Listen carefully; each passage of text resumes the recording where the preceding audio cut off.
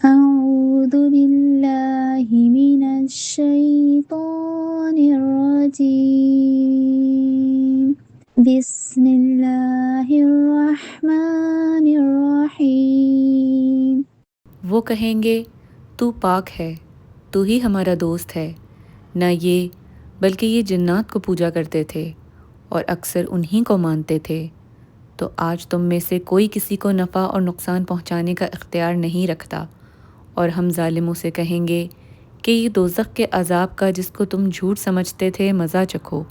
اور جب ان کو ہماری روشن آیتیں پڑھ کر سنائی جاتی ہیں تو کہتے ہیں یہ ایک ایسا شخص ہے جو چاہتا ہے کہ جن چیزوں کی تمہارے باپ دادا پرستش کیا کرتے تھے ان سے تم کو روک دے، اور یہ بھی کہتے ہیں کہ یہ قرآن محض جھوٹ ہے جو اپنی طرف سے بنا لیا گیا ہے، اور کافروں کے پاس جب حق آیا تو اس کے بارے میں کہنے لگے کہ یہ تو صریح جادو ہے، اور ہم نے نہ تو ان مشرکوں کو کتابیں دیں جن کو یہ پڑھتے ہیں، اور نہ تم سے پہلے ان کی طرف کوئی ڈرانے والا بھیجا، مگر انہوں نے تکذیب کی، اور جو لوگ ان سے پہلے تھے انہوں نے تکذیب کی تھی، اور جو کچھ ہم نے ان کو دیا تھا یہ اس کے 10ویں حصے کو بھی نہیں پہنچے، تو انہوں نے میرے پیغمبروں کو جھٹلایا، سو میرا عذاب کیسا ہوا۔ کہہ دو کہ میں تمہیں صرف ایک بات کی نصیحت کرتا ہوں کہ تم اللہ کے لیے دو دو اور اکیلے اکیلے کھڑے ہو جاؤ، پھر غور کرو، تمہارے رفیق کو متعلق سودا نہیں،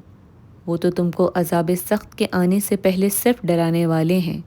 کہہ دو کہ میں نے تم سے کچھ صلہ مانگا ہو تو وہ تمہارا میرا صلہ اللہ ہی کے ذمے ہے، اور وہ ہر چیز سے خبردار ہے۔ کہہ دو کہ میرا پروردگار اوپر سے حق اتارتا ہے اور وہ غیب کی باتوں کا جاننے والا ہے۔ کہہ دو کہ حق آ چکا اور معبود باطل نہ تو پہلی بار پیدا کر سکتا ہے اور نہ دوبارہ پیدا کرے گا۔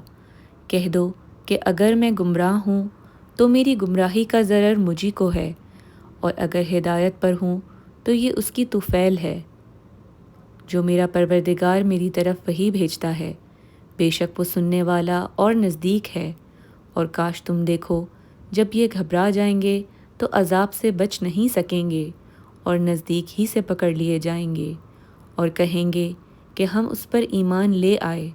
اور اب اتنی دور سے ان کا ہاتھ ایمان کے لینے کو کیوں کر پہنچ سکتا ہے، اور پہلے تو اس سے انکار کرتے رہے اور بن دیکھے دور ہی سے زن کے تیر چلاتے رہے، اور ان میں اور ان کی خواہش کی چیزوں میں پردہ حائل کر دیا گیا جیسا کہ پہلے ان کے ہم جنسوں سے کیا گیا، وہ بھی الجھن میں ڈالنے والے شک میں پڑے ہوئے تھے۔ صدق اللہ العظیم۔